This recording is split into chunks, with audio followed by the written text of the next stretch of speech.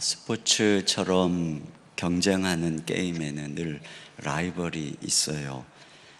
축구계에는 그 메시와 호날두가 라이벌이고요. 또 전에 수영에서는 박태환하고 순양이 라이벌이었습니다. 피겨 여왕인 김연아에게는 한동안 아사다 마오가 라이벌이었어요. 라이벌은 서로에게 좋은 경쟁 상대이기도 하지만 또 상대에게 뒤질 경우에는 질투를 유발하지요. 오늘 본문에도 여기 6절에 보면 그의 적수인 분이나 이렇게 되어 있는데요. 이게 이제 원어상에 또 영어로 어떻게 번역했냐면 라이벌, 그러니까 한나의 라이벌 분이나 이렇게 되어 있습니다. 그러니까 한나와 분인나가 라이벌인데 무엇을 두고 라이벌이냐면은 한 남자를 두고 라이벌이에요. 한 남자의 사랑을 가지고 경쟁하는 라이벌. 참 어떤 사회적인 구조적인 문제 때문에 이렇게 두 여인이 아픔을 가지고 있습니다. 라이벌은 언제나 같은 종목 공통의 관심사에서 형성이 되지요. 음악가는 음악가에게, 교수는 교수에게, 연예인은 연예인에게, 목사는 목사에게 경쟁심과 질투심, 라이벌 의식을 가집니다. 그런데 이러한 라이벌의 상황에서 분인나와 한나의 모습이 대조가 되지요. 이 두 여인이 당하고 있는 아픔은 아주 비슷해요. 분인나는 아이를 많이 낳지만 남편 사랑을 못 받고, 한나는 남편 사랑을 받지만 아이를 못 낳고, 그러니까 이 둘 중에 어느 아픔이 더 크냐? 그건 둘 다 아픈 거죠. 그래서 이제 한나는 아들이 있는 분인나에게 질투심을 느끼는 상황이고, 분인나는 남편 사랑을 받는 한나에게 질투심을 느끼는 상황이니까 지금 서로에게 상처를 주는 상황입니다. 그러니까 피차에 서로 상대가 없었으면 좋겠다, 뭐 이런 생각을 가지겠죠. 근데 반응이 다르죠. 분인나는 그 질투심에 사로잡혀서 한나에게 여기 6절 하반절에 보니까 그를 심히 격분하여 괴롭게 하더라.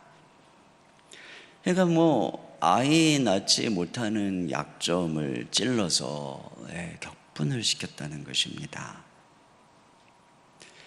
분인나가 이렇게 하는 이유는, 자, 남편이 한나를 더 사랑하는 것을 봤을 때 얼마나 상처를 받았겠어요. 그리고 또 그 남편 사랑을 받고 행복해하는 그 한나의 모습을 볼 때 이 분인나가 느꼈을 외로움과 박탈감과 상처 이해가 되잖아요. 그러니까 분인나에게는 마음의 상처가 있어요. 아마 우리가 분인나의 이야기를 들어보면은 한나는 아주 여우 같은 년이고, 우리가 그 얘기를 들어보면은 맞아 아유 그 불려시 한나, 너 잘했어 그런 건 그냥 그 잘한 거야 이렇게 맞장구를 쳤을지도 몰라요. 근데 성경은 뭐라 그러냐면은 사무엘서 분위기 보세요. 분인나를 정죄하는 분위기잖아요. 그러니까 우리가 질투라는 감정으로 행동하면은 거의 분인나와 같은 평가를 받게 됩니다. 나는 이렇게 행동하는 게 옳고 마땅해도 객관적으로 하나님 앞에서의 평가는 나쁜 사람으로 평가를 받는다는 것이죠. 그래서 누군가 그랬어요. 질투는 1000개의 눈이 있는데 한 가지도 똑바로 보지 못한다. 맹자도 뭐라 그랬냐면은 시기와 질투는 항상 타인을 쏘려다가 자신을 쏜다 그랬습니다. 그래서 우리가 누군가를 미워하고 정죄하고 험담할 때 정말 이게 혹시 내 상처와 내 질투와 내 그릇된 판단으로 그러는 게 아닌지 이거 깊이 생각해 봐야 돼. 아무리 나를 동정하고 뭐 내 친구들이, 내 아는 사람들이 내 편에 있다고 할지라도 이게 내 상처에서 나온 것이면 하나님 앞에 정죄를 받게 되는 것이죠. 그래서 우리는요, 또 누구 얘기를 들을 때도 항상 양쪽 얘기를 다 들어야지 그냥 내 친한 한 사람 얘기만 듣고 일방적으로 상대방 얘기는 들어보지도 않고 매도하고 한나이 나쁜 년 이러면은 이제 우리도 동참하게 되는 거예요. 분인나의 죄에. 자, 그런데 이런 공격으로 한나의 지금 상태가 어떠냐면은 여기 7절 하반절에 분인나가 그를 격분시킴으로 그가 울고 먹지 아니하니, 그리고 또 16절 하반절에는요 나의 원통함과 격분됨이 많기 때문이다. 그러니까 지금 마음속에 한나는 이 분인나로 인해서 원통하고 격분해서 울면서 밥도 못 먹는 상태입니다. 그런데 우리가 주목해서 볼 것은 한나가 분인나를 공격했다는 말은 전혀 없다는 거예요.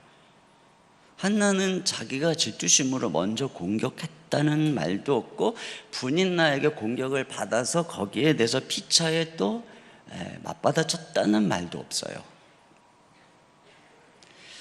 참 이 상황을 이렇게 묵상해 보면은 한나가 지금 화병, 우울증 걸리기 딱 좋은 상황이고 복수심에 불타서 분인나와 함께 끝장 인생으로 가기 딱 좋은 상황이죠. 그러니까 이 상황으로만 보면은 한나는 정말 우리가 생각하는 그런 위대한 여인, 위대한 어머니가 되기 어려운 상황이에요.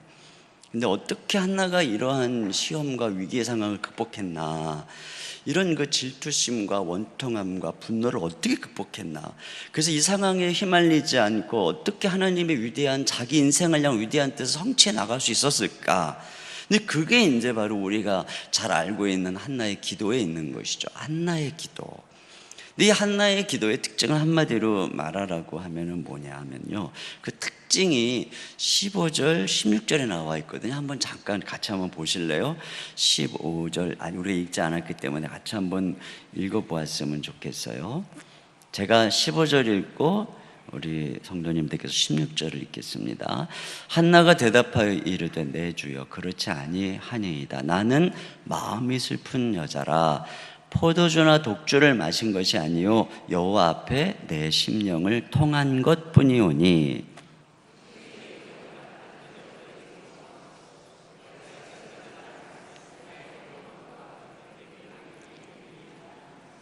네, 그러니까 여기 뭐라 그러냐면 이 원통함과 격분됨 이것 때문에 마음이 슬픈 이것을 지금 심정을 여호와 앞에 통하고 있다는 것이죠. 그래서 이제 한나의 기도의 특징을 한마디로 말하라고 하면은 심정을 통하는 기도다 이렇게 말할 수 있습니다. 자, 그러면 심정을 통하는 기도가 뭐냐? 심정을 통하는 기도는 원한과 분노를 하나님 앞에 쏟아내는 기도입니다. 보통 사람들이 이제 이런 원통한 일이 있거나 분노할 때 반응하는 유형을 세 가지로 나눌 수 있습니다. 첫째로는 폭발형이에요.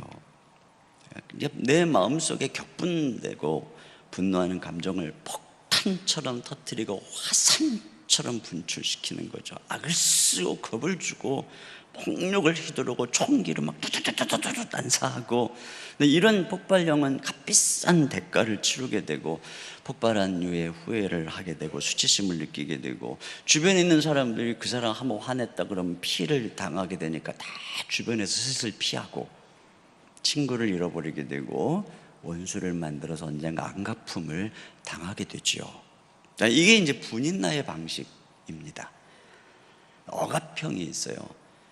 억압형은 분노를 속으로 꾹꾹 누르는 거죠. 분노를 내보이는 것은 창피하고 미성숙하다고 생각하거나 죄라고 생각하기 때문에 분노를 부정하고 안 그런 척하는 거예요.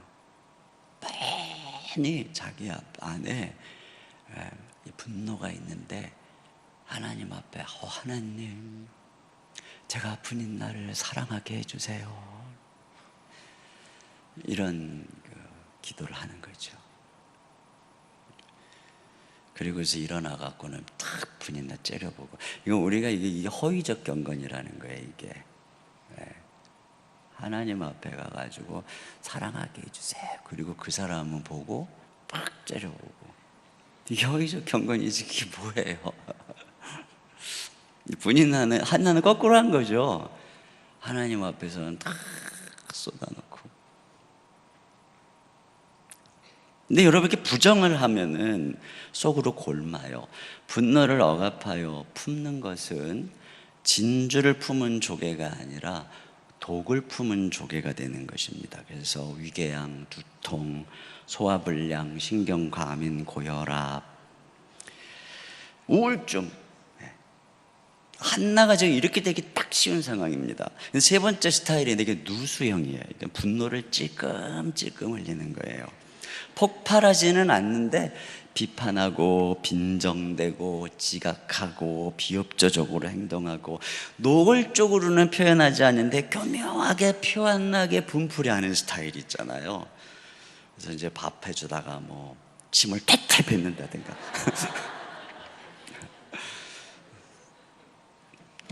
뭐 고춧가루를 더 많이 넣는다거나 뭐 하여튼 그래가지고 속으로 앙심을 품고 아주 비판적이고 부정적인 사람이 되는 것입니다. 주변 사람을 막 긁어놓는 사람이 되고, 말과 행동이 다르고 험담 불평을 하고. 자, 이런 사람도 주변에 사람이 떠나요. 왜? 피곤하잖아요. 그 사람하고 만나면은 맨날 불평만 하니까. 이 세 가지는 다 잘못된 방식이죠. 이거는 상대에게 피해를 주든지 자기에게 피해를 주든지 가족에게 피해를 주는 방식입니다. 근데 한나는 지금 어떻게 했느냐면은, 한나, 자, 마음이 슬프고 격동하고 분통 터지고 또 상처도 많고 지금 애도 못 낳아서 힘들어 죽겠는데 이렇게 격동까지 하니 얼마나 한이 깊겠어요. 근데 이것을 가지고 여호와께 심정을 통했다. 근데 이 세 번역에는 이것을 어떻게 번역했느냐면 마음을 쏟아 놓았다. 그러니까 무슨 얘기냐면은 한나는 이걸 가지고 하나님 앞에 가지고 가서 이 분노, 원통한 슬픔, 괴로움을 그냥 다 쏟아 놓았다. 공동 번역은 속을 털어 놓았다. 예를 들어서 이제 여러분이 막 원통하고 분하고 막 그냥 슬프고 괴로워서 침울한데 아주 그냥 친한 친구가 너 왜 그러냐? 너 왜 그래? 그러면 그 앞에서 어때요? 속을 털어놓죠. 속을 털어놓다 보면 그냥 눈물이 나고, 그럼 친구가 막 맞장구 쳐주면 그래 그 나쁜 새끼 뭐 이러고 그냥 막 시어머니 욕도 같이 하고 남편 욕도 같이 하고 뭐 그냥 사장 욕도 같이 하고 막 이제 이게 털어놓는 거잖아요. 근데 하나님 앞에서 한나가 그렇게 통곡을 하면서 자기 속에 있는 걸 다 털어놓는 거예요. 이게 이제 한나가 자기 원통함을 하나님 앞에서 해결하는 방식이에요. 울면서. 예전에 그 영국의 왕세자비인 다이애나가 사망했을 때 한동안 영국 심리상담소의 내담자가 줄었대요. 왜냐하면 그 다이애나 때문에 너무들 울어가지고 그냥 우는 거 자체가 다 심리적으로 이게 치유가 돼가지고 그 상담소를 찾는 사람이 줄었다는 겁니다. 과거 우리 어머니들이 시집살이 할 때 진짜 힘들었잖아요. 근데 서러워도 울 수가 없었어요. 울면 시어머니한테 더 야단이 나죠. 그러다가 이제 동네에 상이 났다는 소식이 들리면 버선발로 그냥 가서 거의 뭐 그 사람 때문에 우는 게 아니죠. 그 분위기 속에서 그냥 온갖 한을 쏟아갖고 거의 울었다는 거 아닙니까? 그러다 보면 이제 슬픔이 치유되고, 그리고 나서 물었대잖아요. 야야 누가 죽었나? 그제서야 이제 이게 이제 바로 이 상가에서 곡하는 게 이게 집단 힐링 캠프다. 제 얘기가 아니라 언젠가 그 송기론 목사님이 그러더라고요. 그 책에 보니까. 그런 면에서 우리 대한민국 어머니들, 아내들의 힐링 캠프가 바로 교회였어요. 여인들이 사회에서 핍박을 얼마나 많이 받았어요. 사회적으로도 핍박이지만 교회 다닌다고 핍박하고. 그러니까 과거 우리의 어머니들은, 신앙의 어머니들은 다 한나 같은 처지였어요. 근데 이분들이 어떻게 대한민국을 일구고 한국교회를 일구는 위대한 어머니가 되었을까? 다 교회에서 한나처럼 쏟아냈잖아요. 예전에 보면 교회 와가지고 다 우는 거예요. 기도해야 한다. 그러면 울고, 새벽 기도하면 울고, 철야 기도하면 울고, 그냥 마음에 고통이 있고 또 교회에서도 뭐 상처받고 그러면 다 옛날에 하던 방식은 뭐예요? 기도원에 보따리 싸들고 올라가서 한 3일 엉엉 울고 내려와서 또 아무렇지도 않은 듯이 또 살아가고 그랬거든요.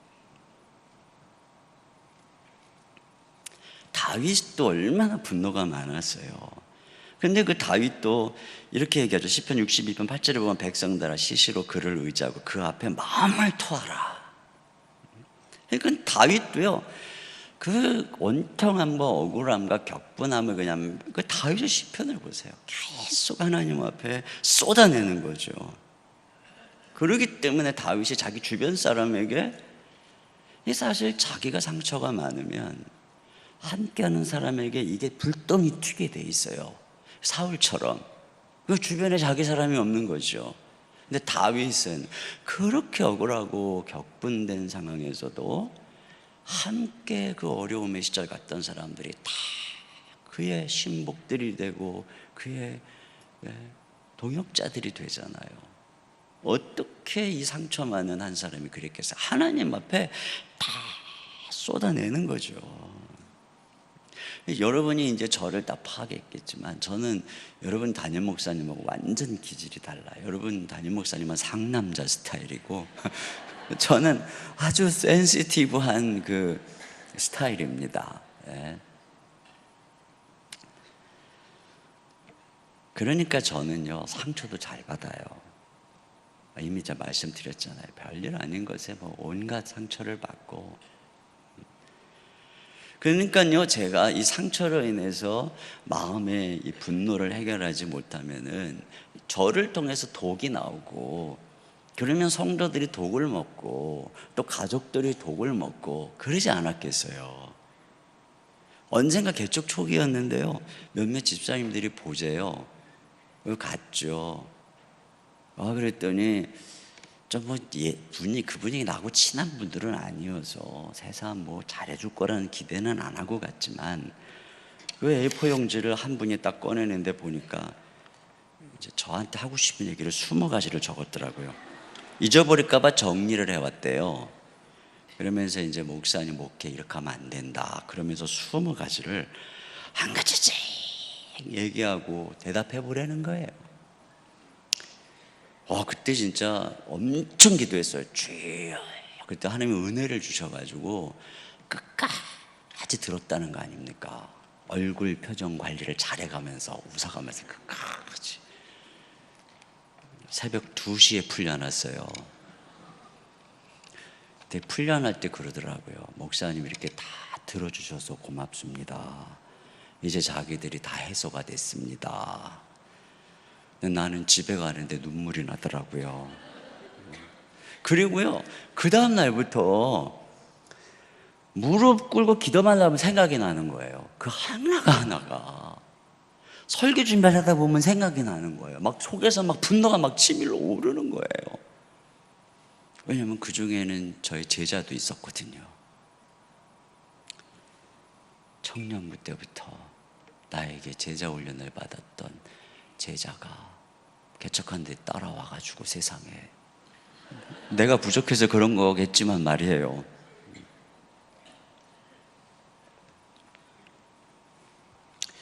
그러니까는 막 제가 화가 났으면은 맨날 설교에다가 막 그 집사님들 들으라고 막 쏴댔을 거 아니에요. 그러면 그분들은 안 듣고 딴 사람만 독을 먹었을 거 아니에요. 그럼 저 어떻게 했겠어요? 저도 한나처럼 맨날 엎드려서 쏟아낸 거죠. 하나님께 내 이 그 마음의 상처와 또 화가 나고 이걸 막 쏟아내고, 이 한나도 다윗도 뭐 우리 다 그렇잖아요. 인생 살다 보면 억울하고 상처받는 일 많거든요. 근데 우리가 뭐를 할 줄 알아야 되냐면은 하나님 앞에 이 심정을 통하는 기도를 할 줄 알아야 돼요. 두 번째로 이 심정을 통하는 기도는 내 원한을 공의로우신 하나님께 탄원하는 기도예요. 여러분, 우리가 마음의 분노를 누군가에게 이렇게 쏟아놓고 한바탕 울면은 잠시는 위로가 돼요. 근데 근본적 위로가 안 됩니다.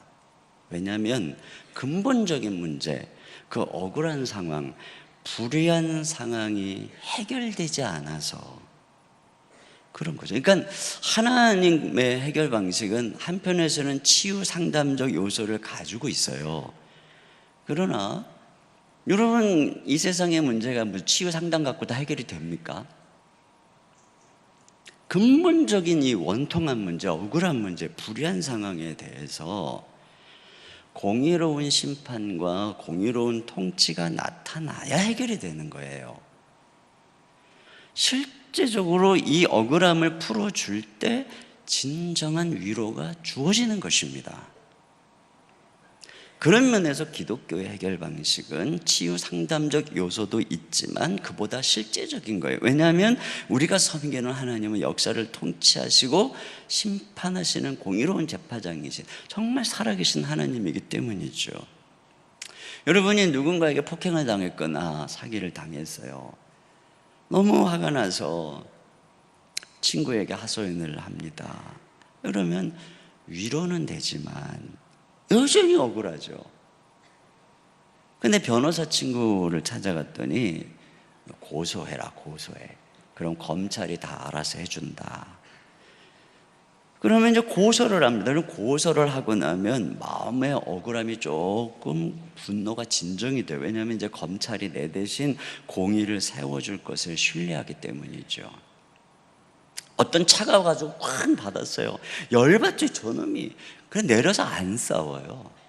그죠? 그냥 보험사에 연락하고 나는 그냥 당신 어디 다친 데 없나? 그리고 우아하게 가죠. 왜? 저 보험사가 다 알아서 공의롭게 다 처리해 줄 거라고 믿기 때문에, 그렇기 때문에 우리는 그 상황에 대해서 이렇게 노발대발하지 않는 거예요. 이것이 바로 억울함에 대한 기독교적인 해결 방식이죠. 하나님은 자신이 의로우신 재판장이다.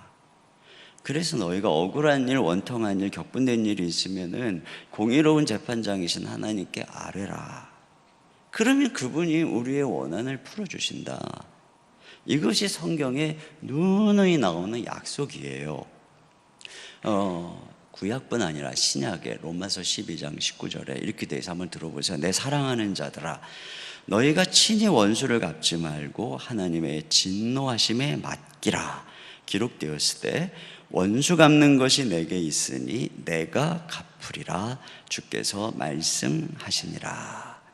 그러니까 하나님께 맡기라는 거죠. 그분의 진노하심을. 그러니까 지금 여기 한나가 심정을 통한다는 것은 자기가 지금 당하고 있는 것을 공의로우신 재판장이신 하나님께 맡기는 거예요. 하나님이 갚아주세요. 누가복음에 어느 과부가 불의한 재판장에게 매일 찾아가서 뭐라 그러냐면은 내 원수가 나에게 행하니 원한을 갚아주소서 그러죠. 원한을 갚아주소서. 그러니까 지금 하나님은 우리들 그렇게 기도하라는 거예요. 하나님은 불의한 재판장이 아니라 공의로운 재판장이니까 너희 이 땅에서 원통한 일 많지, 내게 와서 기도해라. 이렇게 하나님께 자신의 억울함을 풀어달라고 맡겼기 때문에 진짜 맡겼어요. 그러니까 하나님 알아서 하실 거잖아요. 그러니까 한나는 이 분인 나하고 맞붙어가지고 싸우지 않는 거예요. 다윗이 진짜 원통한 일이 많았잖아요. 사울에게 그렇게 충성했고, 사울이 장인이고, 근데 그를 죽이려고 그랬고, 그의 아내 미갈을 다른 남자에게 주어버렸어요. 자기 영혼의 고향처럼 생각하며 의지하던 성소의 제사장들 다윗을 도왔다는 이유로 싹 죽여버렸어요. 다윗의 꿈이 하루아침에 무너졌고, 가정도 해파돼 버렸고, 그는 도망자가 돼버렸고, 그러니까 얼마나 그 분노, 배신감이 많았겠어요. 또 다윗에 따르던 사람도 다 등을 돌렸어요. 그러니까 얼마든지 복수심에 불타서 사울에게 복수를 꿈꾸다가 하나님에게서 멀어질 수가 있었죠. 사울과 함께 망할 수가 있었는데, 다윗이 어떻게 휘말려들지 않고 상처의 노예가 되지 않았는가. 자, 한편에서 자기 모든 것을 하나님께 가서 다 쏟아 놓았지만, 우리가 아는 것처럼 2번이나 죽일 기회가 있었는데 복수하지 않았단 말이죠. 그냥 옷자락만 살짝 베고 죽이지 않은 이유에 대해서 다윗이 하는 얘기 한번 들어보세요. 사무엘상 24장에 나오는 말씀입니다. 한번 들어보세요. 여호와께서는 나와 왕 사이를 판단하사 여호와께서 나를 위하여 왕에게 보복하시려니와 내 손으로는 왕을 해하지 않겠나이다. 그런즉 여호와께서 재판장이 되어 나와 왕 사이에 심판하사 나의 사정을 살펴 억울함을 풀어주시고 나를 왕의 손에서 건지시기를 원하나이다. 이와 같이 다윗은 하나님이 분명히 자신의 상황에 대해서 보복할 것을 믿었어요. 하나님이 재판장이 되어서 억울함을 풀어줄 거라는 걸 믿은 거죠. 어떻게 이런 확신이 있었겠어요? 시시로 마음을 토하면서 하나님께 자기의 모든 분노와 아픔을 토하면서 하나님께 다 고소한 것입니다. 그분께 모든 걸 매일 맡긴 거예요. 그래서 그는 복수심의 노예가 되지 않고 분노의 노예가 되지 않았어요. 훗날 또 아비새가 죽이겠다고 했을 때 다윗이 아비새를 말리면서 뭐라 그래요? 여호와께서 살아계심을 두고 맹세하노니 여호와께서 그를 치시리니 혹은 죽을 날이 이르거나 또는 전장에 나가서 망하리라. 그러니까 네가 죽일 필요 없어.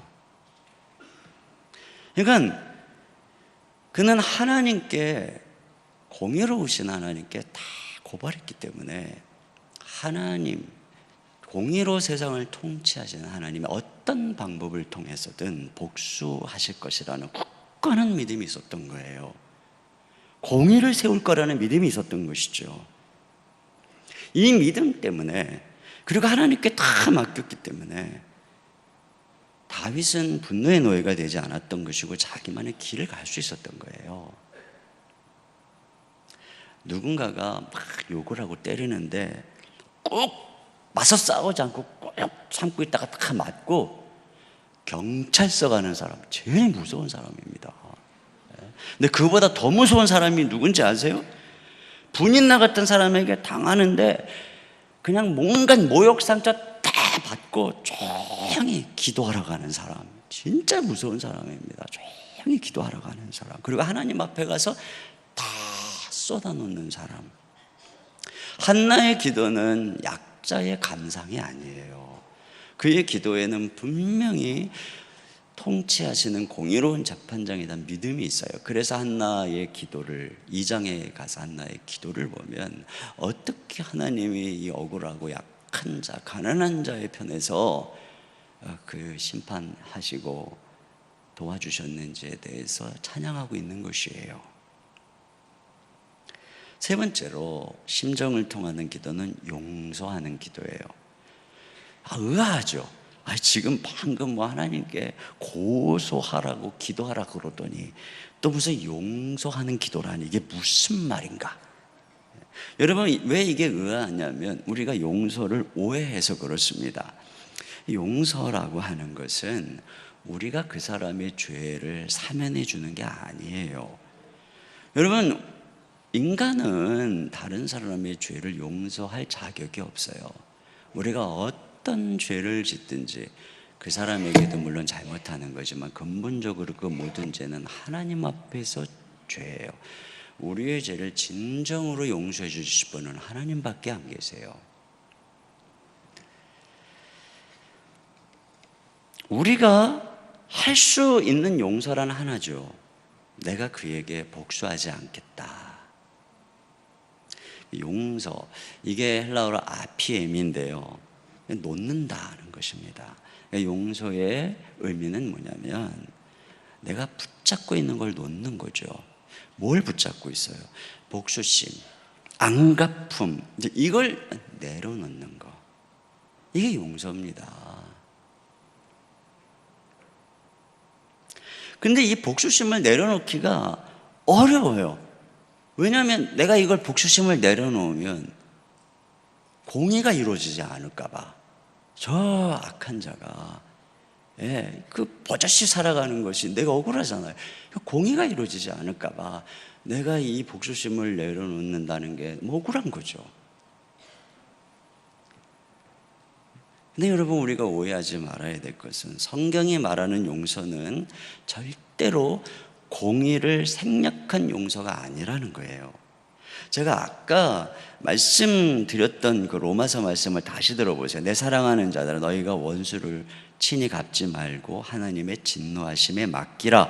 기록되었으되 원수 갚는 것이 내게 있으니 내가 갚으리라고 주께서 말씀하시니라. 맡기라는 거죠. 그 다음에 뭐라고 어떻게 하라고 하냐면 내 원수가 줄이거든 먹이고 목마르거든 마시게 하라. 그리함으로 내가 숯불을 그 머리에 쌓아 놓으리라. 악에게 지지 말고 선으로 악을 이기라. 지금 바울이 원수 갚지 마라, 사랑해라, 용서해라, 선으로 악을 이기라라고 말할 때 전제가 뭐냐면은 하나님이 원수를 갚는다는 이 공의에 대한 전제가 있는 거예요. 아까 다윗도 그렇잖아요. 사울에게 선대하는 그 근본에 뭐가 있는 거예요?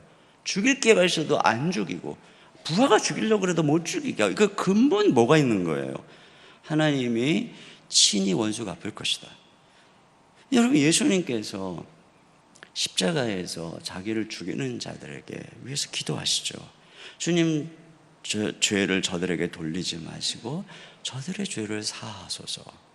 용서하는 기도를 합니다. 이유가 뭘까요? 주님은 알고 계셨어요. 그들이 범하는 이 죄로 말미암아 하나님의 공의의 심판이 예루살렘에게 임해서 돌 위에 돌 하나 남지 않는 그런 급박한 심판의 칼날 앞에 그들이 완전히 초토화되고 비명과 비극과 끔찍한 재앙의 날이 임하고 그들이 모두 다 흩어져 버릴 거라는 사실을 주님 알고 계셨습니다. 주님은 아셨죠. 그들의 모든 행위에 공의로우신 하나님의 심판이 있다는 사실을.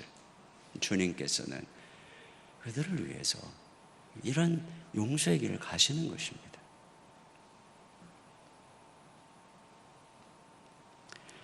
성경에 나타나는 용서의 기도의 전제가 바로 이러한 부분인 것을 알 수 있어요.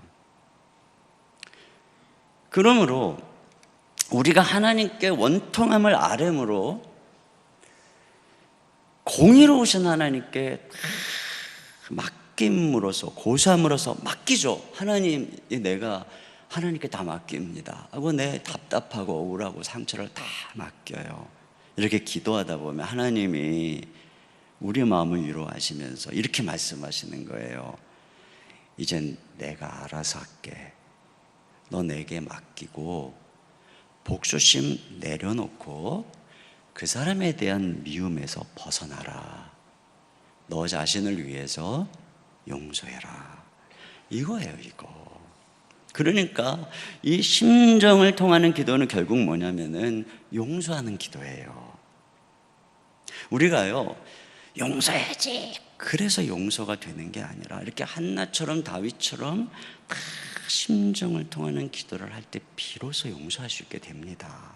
하나님께 원한을 다 맡기는 기도를 할 때 우리는 복수심을 내려놓고 그를 용서할 수 있는 힘을 얻는 거예요. 이렇게 하세요. 그러면 내가 그렇게 기도해갖고 그 사람 큰일 나면 어떡해요? 여러분, 우리가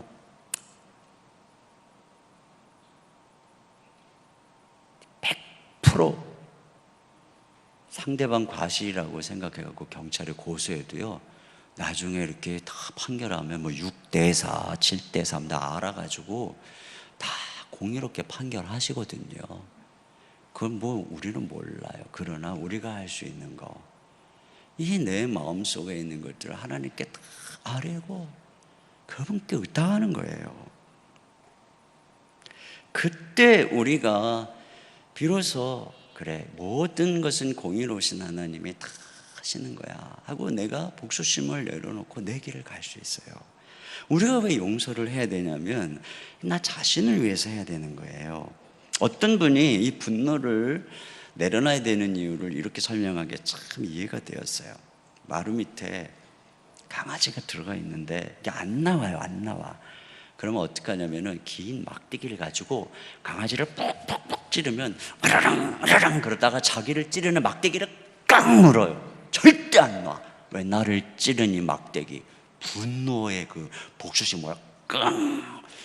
그때 이제 그 막대기를 쫙 끌어당기면 나오는 거죠.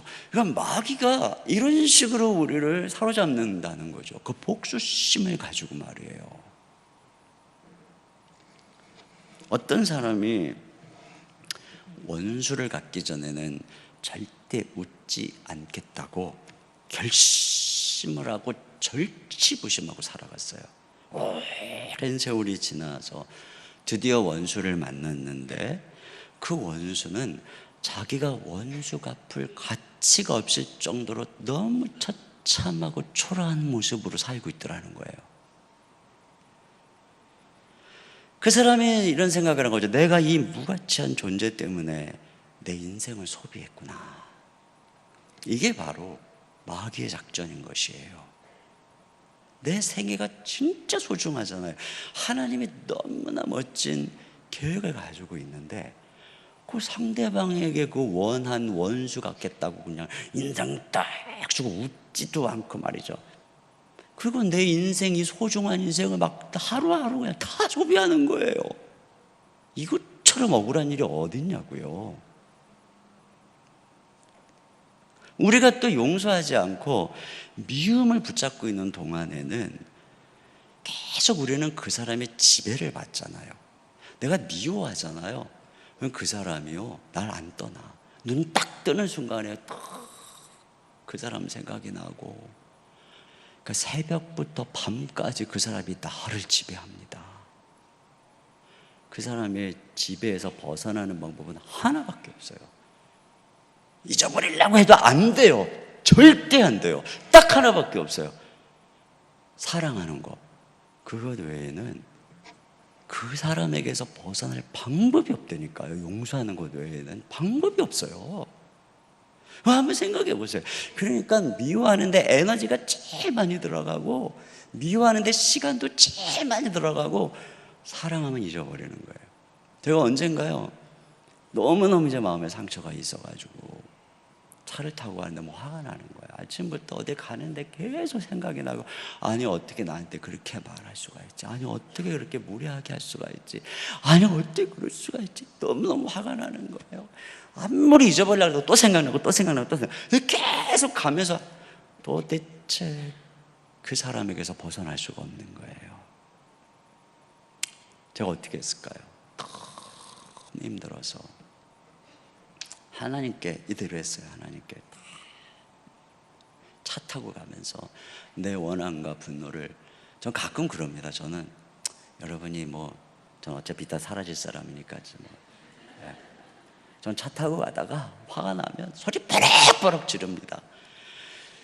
네가 해봐! 그리고 막 소리도 지르고 말이죠. 나 개척 때 진짜 많이 그랬어요. 당신이 해봐! 막 이러고 소리도 지르고.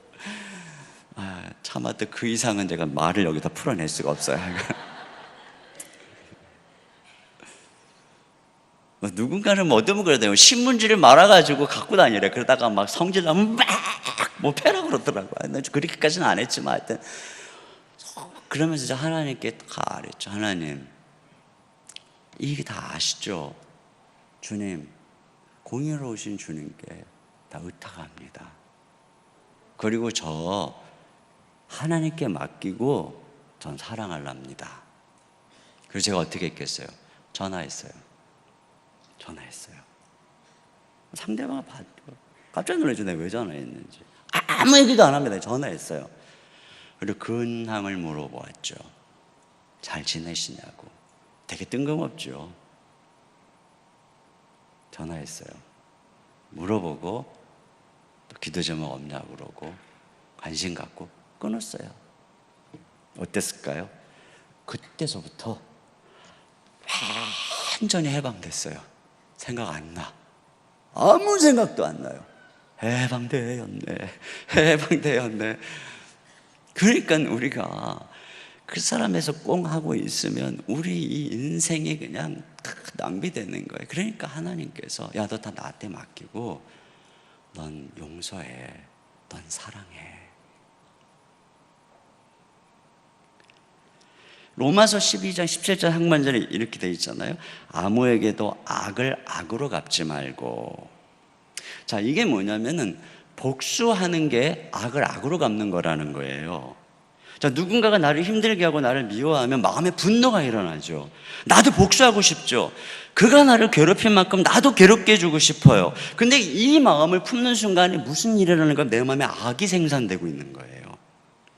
내 안에 복수심, 미움, 분노라는 악이 생성된다는 거죠. 우리는 이거 정당한 마음이야. 내가 받은 대로 주겠다는데 이게 정의야. 하나님은 뭐라 그래요? 그게 악이라는 거예요. 분인나로 인해서 한나의 마음에 지금 원통함이 가득하고 격동함이 가득하고 분노, 미움이 가득하죠. 이게 지금 악이 생성되고 있는 거예요. 이대로 행동하면 내가 악을 행하는 거죠. 똑같아지는 거예요. 그러니까 용서하지 않으면 똑같은 사람이 된다는 것이죠. 다윗이 나발에게 모욕을 당하잖아요. 나발에게 좀 떡 좀 달라 그랬는데 막 모욕을 당하니까 화가 나가서 군사 이끌고 복수하러 갑니다. 다윗이 그때 이제 아비가일이 탁 그를 막아서 가지고 다윗에게 그러죠. 왜 그 개 같은 자를 당신이 죽여갖고 당신의 이 거룩한 전쟁에 오점을 남기려고 합니까? 그러면서 막 다윗을 지켜 세워주니까 확실히 우리는 이런 말을 들어야 돼요. 그러니까 아비가일의 지혜로운 입술을 통해서 당신이 얼마나 소중한지 압니까? 당신이 걸어가는 이 전쟁이 여호와의 전쟁으로 하나님이 당신을 통해 얼마나 거룩한 나라를 세우려고 하는 건지 아십니까? 그 거룩한 당신이 그 개만도 못한 나발에게 괜히 복수해가지고 그럴 필요 없지 않습니까? 하고 딱 자존감 세워주니까 다윗의 마음이 딱 가라앉았어요. 그리고 돌아가죠. 복수 안 해요. 그때 어떻게 하나님이 나발을 치시죠. 그러니까 하나님께서는 이와 같이 우리에게 악을 악으로 갚지 마라 이렇게 말씀해요. 그게 하나님께 맡기라는 얘기죠. 베드로전서 3장 9절 이렇게 되어 있어요. 악을 악으로 욕을 욕으로 갚지 말고 도리어 복을 빌라. 이를 위하여 너희가 부르심을 받았으니 이는 복을 이어받게 하려 하심이라. 그런 면에서 우리가 참 힘들지만 용서의 길을 가야 하는 것입니다. 이것이 이제 주님께서 우리에게 명하신 길이에요. 제가 교회를 개척하고 얼마 안 되었을 때 상처를 받았어요.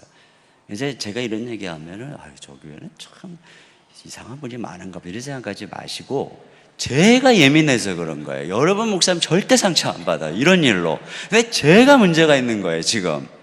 하나님이 이렇게 부실한 사람을 통해서 이 죄인 중에 죄인 저 같은 사람을 통해서 여러분에게 이런 얘기 좀 하라고. 우리 교인들은 때때로 멀쩡한데 제가 이게 예민하게 반응을 하는 거죠. 근데 어쨌든 저에게 제자훈련까지 받은 분이 이 제자훈련이 이런 상처가 있어요. 이제 우리에게 떠나신 분인데 있지도 않은 얘기를 지어내고 비방과 모함을 하고 그게 이제 귀에 들렸어요. 근데요, 너무 마음이 아파도 이런 소리가 월요일, 화요일, 수요일, 목요일까지만 들려도 괜찮아요. 근데 이제 이게 주일 설교를 가까운 금요일이나 토요일쯤 들리면 진짜 힘들거든요. 근데 하필 토요일 저녁에 저 한참 주일 설교 준비 은혜 충만하게 해야 되는 저녁에 이 소식이 들린 거예요, 저한테. 마음속에 갑자기 분노, 모욕감, 배신감 막 이게 빽 올라오는데요. 설교 준비가 되겠어요? 설교 준비를 그래도 해야 되니까, 내일 다음날 설교해야 되니까. 사실 개척되니까요, 미리 설교 준비할 시간도 없어요. 막 정신을 바빠가지고 한 11시쯤 됐나요? 설교문을 읽었는데요, 쫙 읽었더니 독이에요. 독. 이걸 설교를 하면은 다른 성도들이 다 죽겠더라고. 제가 그 자리에서 찢어버렸어요, 다. 그리고 이제 이게 설교도 아니니까 다 찢어버렸어요. 그래서 설교 준비를 해야 되겠는데 마음은 미움과 분노로 가득 차 있어서 하늘문은 딱 막혀 있죠. 아무 말씀 생각은 안 나죠. 시간은 가죠. 가슴은 답답하죠. 죽겠더라고요. 엎드려가지고 하나님, 제가 어떻게 해야 됩니까? 그랬더니 주님이 저한테 용서해라 그러시는 거예요. 그래서 제가 뭘 설교를 해야 되니까, 딴 때 같았으면 금방 안 했을 텐데 당장에 내일 설교를 해야 되니까, 주님 알겠습니다. 내가 어떻게 용서하는지도 모르겠더라고. 그때는 그냥 용서해라 그러시니까 입을 열어서 알겠습니다 하나님, 용서하겠습니다. 주님, 제가 용서합니다. 제가 그 집사님을 용서합니다. 그냥 빽 눈물이 나더라고요. 제가 이렇게 말을 내뱉는데, 근데 갑자기 주님의 이 용서의 사랑의 은혜가 내 심령을 만져주시고 채워주시는 거예요. 그러면서 은혜가 차고 올라온 거예요. 완전히 내가 그 모든 분노에서 해방이 됐고 미움에서 해방이 돼서 설교 준비를 진짜 1시간 만에 한 것 같아요. 정말 하나님이 말씀을 주시면 한순간에 그냥 설교 준비가 되는 거예요. 다음날 설교를 하는데요, 시간마다 눈물이 나는 거예요. 그렇게 눈물이 나더라고요, 설교를 하면서. 그러니까 이제 많은 집사님들은 알죠, 이유를. 저 목사님 왜 저렇게 우는지. 용서의 눈물인 거예요. 주님이 나를 또 용서하게 하시는 눈물. 그리고 이제 그날 집에 왔어요. 하루를 진짜 정말 은혜 가운데 마치고 저녁 시간에 조용히 하루를 돌아보면서 이렇게 묵상을 하고 있는데 주님께서 제 마음속에 환상 아닌 환상을 보여주셨어요. 그게 뭐냐면은 주님이 저 앞에서 십자가를 지고 가시는 거예요. 근데 한참 저 뒤에 제가 조그만한 십자가를 지고 따라가고 있는 거예요. 근데 저 앞에 십자가를 지고 가시던 주님이 저를 딱 돌아보셨어요. 눈이 딱 마주쳤어요. 주님이 나를 딱 보고 저에게 윙크를 이렇게 하시는 거예요. 그러면서 뭐라 그러시냐면, 너 나를 잘 따라오고 있구나 그러시는 거예요. 제가 한편에서 그 말을 들으면 많은 위로를 받았고, 또 다른 한편에서 그때가 개척 시작하고 얼마 안 있을 때였거든요. 한숨이 나오더군요. 이게 목회였어요, 주님? 나 괜히 목사 됐네. 와. 그런데요, 부족하지만 그렇게 걸어가고 했더니 그 결과 참 아름다운 공동체가 점점 만들어져 가는 거예요. 그러니까 제가요, 이렇게 여러분이 교회 집회 오시는 이유가 뭐겠어요? 속이 편해서 오는 거예요. 속이 편해서. 제가 교회가 불편하고 누군가에게 상처 때문에 힘들어하면 여기 오겠어요, 제가? 절대 안 오죠. 하나님이 지난 15년 그렇게 걸어갔더니 그냥 성도님들이 말씀 안에서 성숙해져서 지금 이렇게 생각해 보면, 그래서 제가 오전에도 뭐 평안에 대한 얘기를 했지만 최근에 이제 여러 가지 한국교회를 위해서 또 이렇게 섬겨야 돼. 저는 원래 우리 이관영 목사님처럼 교회에만 붙어서 목회를 하는 스타일. 그게 얼마 전까지 그랬어요. 절대 밖에 안 나가고. 근데 어떻게 하다가 이제 이런저런 사역을 하면서 이제 연약한 한국교회를 위해서 이제 돕는 이런 일들을 이렇게 하면서 문득 이런 생각이 드는 거예요. 아니, 내가 어떻게 지금 이 바쁜 목회 이러고 있지? 그때 생각해 보니까 하나님이 평안을 주신 거예요. 그래서 제가 주님께 그랬어요. 주님, 평안을 주시면 제가 하고 힘들면 전 안 해요. 전 제 목회하는 게 제 기쁨이고 이것도 힘들어요. 저 다른 거 하고 싶은 마음도 없어요. 근데 주님이 저에게 평안을 주시니 이렇게 더 남는 여력으로 섬기라 하신 줄 믿고 제가 섬깁니다. 제가 이런 기도를 요즘 한다니까요. 마지막으로 이 심정을 통하는 기도는 공의의 통치를 가져오는 기도예요. 결국 이 기도, 다윗의 그 부르짖는 기도가 단순히 자기의 사정을 알아달라는 기도가 아니잖아요. 그 기도를 통해서 결국은 하나님이 공의로 통치하고 또 그와 함께 그 억울함을 당했던 모든 사람들, 그들 가운데 하나님의 공의가 임하고 그 결과 이 다윗이 공의로운 통치자로 세워지는 하나의 과정이죠. 한나도 마찬가지예요. 이런 기도를 통해서 주님이 이 땅에 공의가 임하길 원합니다. 있잖아요. 우리 주님의 재림이 불의한 재판관이 이렇게 그 과부가 내 원한을 풀어주소서 이렇게 날마다 기도했던 것처럼 기도해라. 근데 인자가 올 때에 그런 믿음을 보겠느냐? 이런 기도 속에 이 땅이 얼마나 불의하고 얼마나 많은 어려운 일이 많아요. 근데 이걸 너희들이 기도하라는 거예요.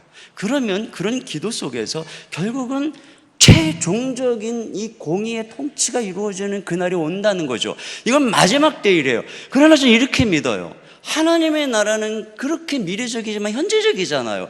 지금도 우리 속에 있는 수많은 이런 불의하고 억울한 일들, 이런 것들 가지고 그냥 가만히 있지 말고 기도하라는 거예요. 믿음을 갖고.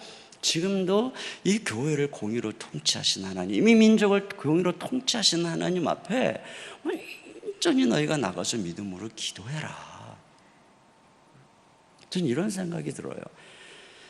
이 교회가, 초대교회 보세요. 수많은 억울한 일을 당했어도 그렇게 기도할 때 아나니아와 삽비라 같은 사람, 이 거룩하신 하나님이 운행하시는 공동체에서 함부로 해주고 다니지 못했어요. 늑대 같은 존재가 함부로 교회를, 그들이 약해 보였지만 하나님께 늘 기도하는 그들의 배우는 목자이신 강한 하나님이 다 교회를 지키고 있고 공의롭게 통치하신 하나님이 언제나 그 교회를 운행하고 있었기 때문에 결국은 그들의 기도를 통해서 교회는 모든 불의한 세력을 이기고 공의로운 공동체로 건강하게 서간 것이죠.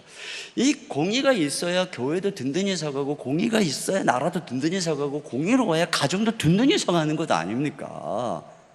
그렇잖아요.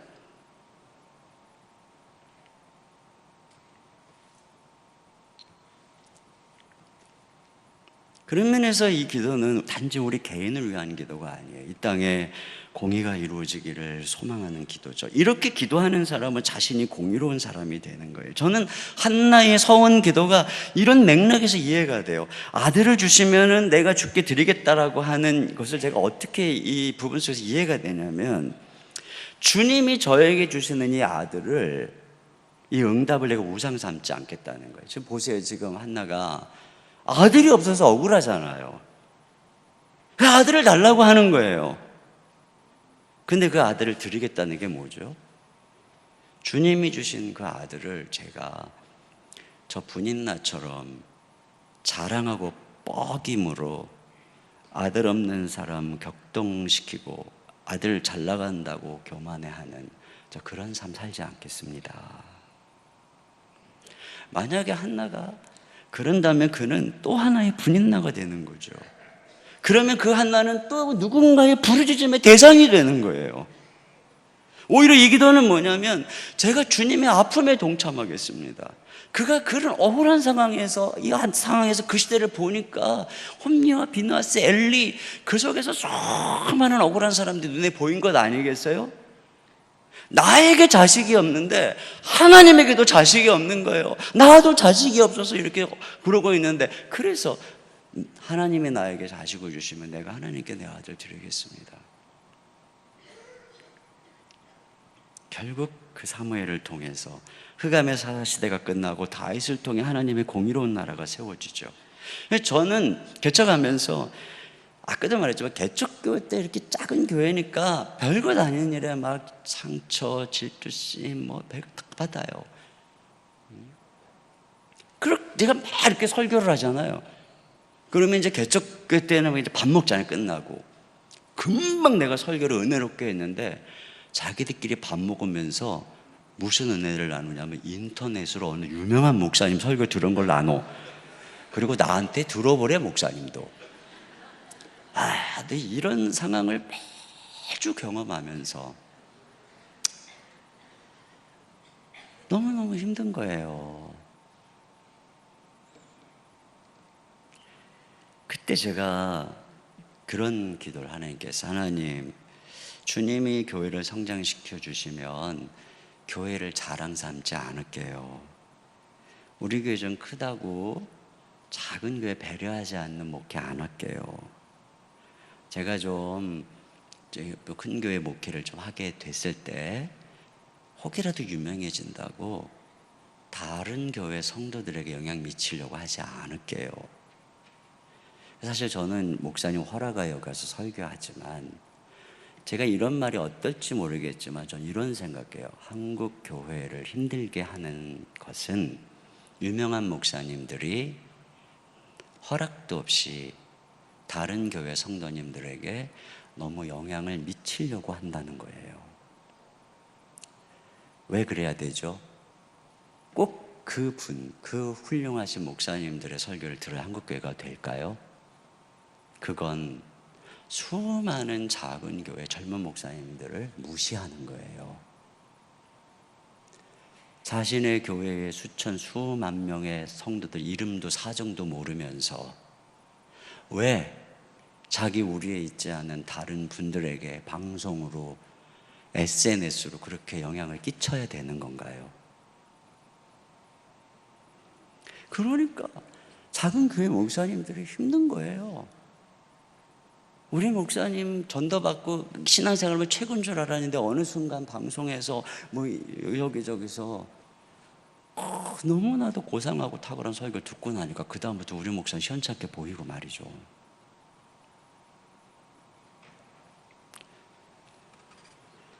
하나의 홀로 큰 거목이 아니라 큰 숲이 되겠습니다.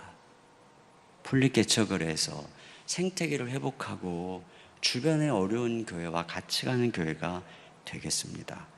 제가 이제 이런 서원기도 비슷한 걸 한 거예요, 제가 사실은. 서원이라기보다 소원이죠. 그래서 제가 여러분에게 분립개척 얘기도 하지만 이 부분에 대해서 좀 더 적극적으로 한국교회와 함께 이제 우리 젊은 개척하는 목사들과 함께 주변에 있는 어려운 교회와 함께 갈 수 있는 길이 뭘까? 제가 이제 아까 한국교회로 해서 섬기는 부분이 제가 이제 이런 부분에 하나님이 자꾸 마음을 주셔서 한나의 서원기도가 그런 거죠. 억울하고 원통한 그를 하나님이 풀어주시니까 이제 내가 이 세상에 억울하고 원통한 사람 돌보겠습니다. 다윗 얼마나 억울했어요. 근데 왕이 되니까 그가 상한 갈대를 꺾지 않고 꺼져가는 심지를 끄지 않는 공의로운 통치자가 되죠. 이게 시작이 여기서부터 의 공의로 통치하시는 하나님께 나아가서 그분께 딱 맡기고 용서하는 그 기도를 하는 데서부터 시작이 되는 것이죠. 그래서 이 기도 하세요. 저는 우리 교인들에게 제가 종종 이 기도 하라고 그래요. 그리고 저도 이렇게 한다고 그래요. 그러니까 나 힘들게 하지 말라고. 제가 맨날 여러분이 나 힘들게 하면 나는 하나님께서 잃으니까. 그 제가 그러죠. 여러분도 나 잃으라고. 그래서 우리 공의로우신 하나님 앞에 피차 조심하자고 제가 그럽니다.